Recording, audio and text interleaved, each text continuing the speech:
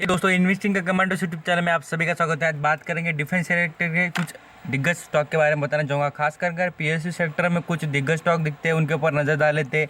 अभी PSU sector की बात करें तो यहाँ पर आप सभी को पता है नवरत्न, इंडिया में जो भी गवर्नमेंट के 9 रत्न मीन्स यहाँ पर 9 तरीके की कंपनीज है, अलग अलग सेक्टर में वर्क करती है। उसमें से एक रत्न है, उसके बारे में बात करना चाहूँगा। उसका यहाँ पर बिजनेस और यहाँ पर अच्छा खासा डिफेंस से रिलेटेड और यहाँ पर रडार से रिलेटेड कंपनी का बिजनेस नजर आता है। पहले उसके बैलेंस शीट पर नज़र डालने से पहले आपको इस कंपनी का शेयर होल्डिंग पैटर्न दिखाना चाहूँगा। क्या होता है शेयर होल्डिंग पैटर्न? ये जो परफॉर्मेंस होता है वो स्टॉक के बारे में कुछ इन्फॉर्मेशन बता देता है। खास करके देखेंगे शेयर होल्डिंग पैटर्न में तो मेजॉरिटी शेयर होल्डर कौन होंगे तो आप सभी को पता है, क्योंकि गवर्नमेंट क्योंकि गवर्नमेंट ही इनके खुद पे किसी कंट्रोल रखती है और इनके ऊपर अनाउंसमेंट जो होते हैं गवर्नमेंट ही करती है। जो इंडिया के प्रेसिडेंट होते हैं उनके पास ही स्टेक ऐसा बोला जाता है, यहाँ पर देख सकते हैं 51% उनके पास है। अभी आ जाते हैं म्यूचुअल फंड की बात करें तो उनके पास देखिए भर भर कर और इन्होंने कुछ होल्डिंग बढ़ा दी, उसके बारे में बात करना चाहूँगा। म्यूचुअल फंड वाले इनकी देख सकते हैं यहाँ पर 25% की होल्डिंग नजर आती है। एक भी शेयर गिरवी रखा नहीं इस कंपनी ने। बिल्कुल ही मैं आपको कहूँगा कि जो गवर्नमेंट सेक्टर की कुछ दिग्गज कंपनी होती है उनके बहुत कुछ शेयर यहाँ पर गिरवी रखे जाते हैं, बट इस कंपनी की इस तरीके का परफॉर्मेंस मुझे नज़र नहीं आता। इसलिए मैं कहूँगा कि देख सकते हैं आप यहाँ पर स्क्रीन पर आपको दिख जाएगा कि बिल्कुल ही शानदार परफॉर्म करते हुए दिख रही है कंपनी। एक भी शेयर कहाँ पर भी गिरवी नहीं रखा है, अच्छा खासा नजर आता है परफॉर्मेंस में। अभी फॉरेन निवेशक की बात करें तो उनके पास भी अच्छा खासा स्टेक नजर आता है। मैं आपको बताना चाहूँगा फॉरेन निवेश वाले के यहाँ पर जो फॉरेन निवेशक है उनके पास भी अच्छा खासा स्टेक इस कंपनी का नजर आता है। लगभग हम बात करें तो 7% का स्टेक उनके पास है। और प्रोमोटर विथ हाईएस्ट होल्डिंग देखेंगे तो प्रेसिडेंट ऑफ इंडिया मीन्स यहाँ पर वो प्रोमोटर ही हो जाते हैं। और भी एक जन देखिए हाईएस्ट पब्लिक होल्डर मीन्स यहाँ पर HDFC ट्रस्टेड कंपनी लिमिटेड, उनके पास है कुछ यहाँ पर 5% का स्टेक। और यहाँ पर इंडिविजुअल इन्वेस्टर की बात करें उनके पास है 6%। अभी नेक्स्ट लेवल बात करते हैं इंप्रूवमेंट किस तरीके की हो रही है इसके यहाँ पर जो शेयर होल्डिंग पैटर्न में। खास कर आपको जो मेजरली किन लोगों का शेयर होल्डिंग पैटर्न देखना चाहिए, मैं आपको कहूँगा कि देखिए एक तो म्यूचुअल फंड, दूसरे होते इंश्योरेंस कॉरपोरेशन और बाकी होते हैं फॉरेन निवेशक। ऐसे 3 से 4 लोगों का जो यहाँ पर परफॉर्मेंस देखना चाहिए। खास कर ये लोग बहुत ही ज़्यादा जाने माने स्टॉक में इन्वेस्ट करते हैं, क्योंकि इनको पता है।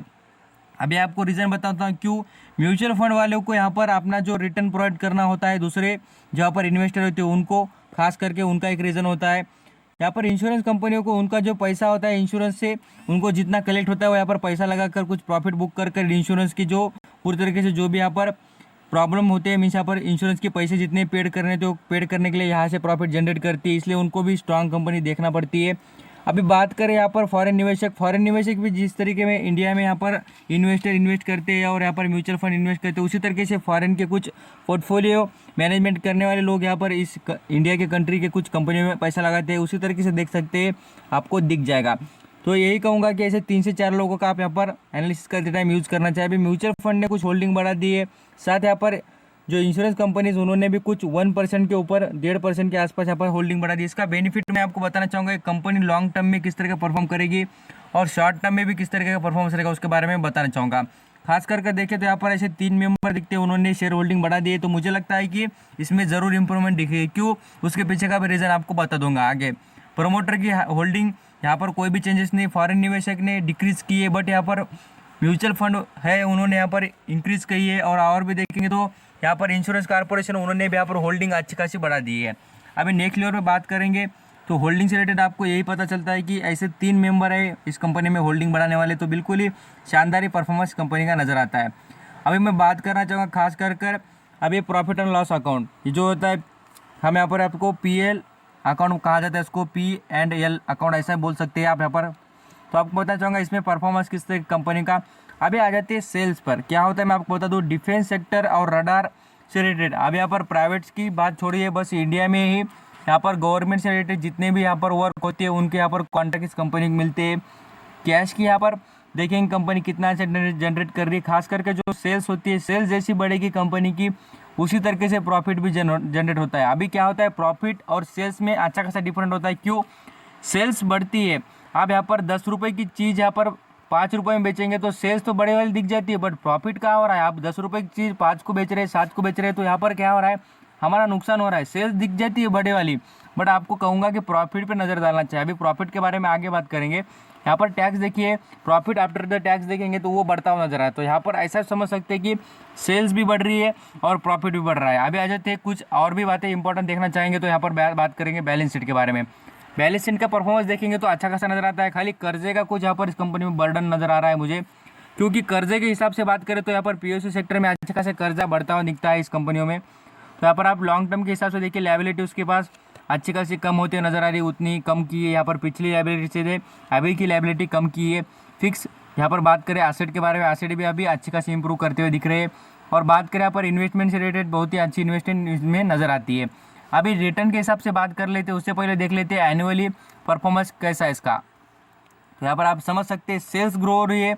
आपने देखा होगा, मैं आपको एक बात समझाना चाहूँगा कि आप यहाँ पर कभी भी मेरा वीडियो पूरा देखें ना तो पूरा अंडरस्टैंडिंग ही कीजिए, क्योंकि भाई मैं आपको बहुत कुछ चीज़ें सिखाने की कोशिश करता हूँ। ऐसा नहीं करता कि यहाँ पर कुछ भी बातें बता दी और यहाँ पर आप जो भी बातें सुन रहे हैं ना वो यहाँ पर आपको बहुत कुछ समझता होगा कि क्या मैं आपको समझाना चाहता हूँ कि सेल्स बढ़ती है बट प्रॉफिट जनरेट नहीं होता, क्योंकि आप 10 की चीज़ 5 को बेचेंगे तो खाली सेल्स ही बढ़ती हुई दिखेगी बट प्रॉफिट नहीं। इसलिए कहता हूँ सेल्स देखकर आप यहाँ पर कोई कंपनी को डिसाइड मत करना, प्रॉफिट पर भी याद रखना, प्रॉफिट को भी फॉलो अप करना। तो ये सभी बातें छोटी छोटी बातें आप यहाँ पर लिसन करेंगे, रोजाना सीखते रहेंगे तो आप बिल्कुल ही शानदार इन्वेस्टर बन सकते हैं और आप रिटर्न भी बिल्कुल कमा सकते हैं। आप यहाँ पर रिटर्न कमाने की क्या थोड़ा ही यहाँ पर ज़्यादा ही एनालिसिस की ज़रूरत नहीं होती, थोड़ी थोड़ी बातें होती, छोटी मोटी बातें समझ कर ये विजय केडिया देख लीजिए, विजय केडिया जी और यहाँ पर राकेश झुंझुनवाला जी, ये जी जो भी इन्वेस्टर उनकी बातें आप कभी लिसन करना। उन्होंने ऐसा कोई ज़्यादा ही यहाँ पर कुछ ऐसा एनालिसिस किया नहीं, कुछ नहीं, वो यहाँ पर कॉमन सेंस और कुछ यहाँ पर उनके टूल्स यूज़ करते हैं, वैल्यूएशन के हिसाब से वैल्यू इन्वेस्टिंग करते हैं और पैसा कमाते हैं। अब इसकी बात करें रिटर्न की प्रोफाइल पर, आप देखिए ये कंपनी लॉन्ग टर्म में अच्छा परफॉर्म करती है, बट अभी इस रिटर्न पे बात करूंगा कि वो कितना परफॉर्म कर रही है, किस तरीके की इसमें वॉलेटिलिटी होती है उसके बारे में। बट यहाँ पर रिटर्न का प्रोफाइल देखेंगे आप तो मैं कहूँगा इसमें यहाँ पर आप देख लीजिए क्या है। तो यहाँ पर एक दिन का रिटर्न देखकर आप समझ सकते हैं कितना रिटर्न दे रही है, और यहाँ पर एक महीने का रिटर्न माइनस एक साल का देखेंगे तो 40% का मिलता है। पीएसयू सेक्टर की यही खासियत होती है कि उसमें रिटर्न उतना नहीं मिलता, क्योंकि उसके प्राइस के लेवल से देखिए तो शेयर तो अच्छा खासा 100 रुपये के नीचे मिलता है, बट यहाँ पर इसमें शॉर्ट टर्म का मूवमेंट अच्छा हुआ बनता हुआ दिख रहा है। याद रखिए लॉन्ग टर्म में इन्वेस्ट करेंगे तो उतना ही इन्वेस्ट करने के बाद आपको कितना रिटर्न मिल रहा है उसके ऊपर थोड़ी नज़र डाल लेना और बाद में डिसाइड करना है कि आप यहाँ पर क्या करना चाहते हैं। तो यहाँ पर सेक्टर वाइज भी बात करें इनके सेक्टर के हिसाब से, तो सेक्टर का भी यहाँ पर 3 साल का परफॉर्मेंस देखेंगे तो यहाँ पर आपको दिखाना चाहूँगा सेक्टर भी निगेटिव और शेयर भी निगेटिव नज़र आता है 3 साल की बात करें तो। ये शेयर के बारे में बताना इसलिए ज़रूर लगता था कि कमेंट में पूछा रहा था कि सर भारत इलेक्ट्रिक इस कंपनी का क्या करे, हम यहाँ पर इसको ऑर्डर मिल रहे हैं करोड़ों के उसके बारे में, तो इसलिए बताना पड़ता है, इसलिए बता रहा हूँ। और याद कीजिए कि ये कंपनी पीएसयू सेक्टर से, और पीएसयू सेक्टर के मैं स्टॉक जल्दी तो बताता नहीं है।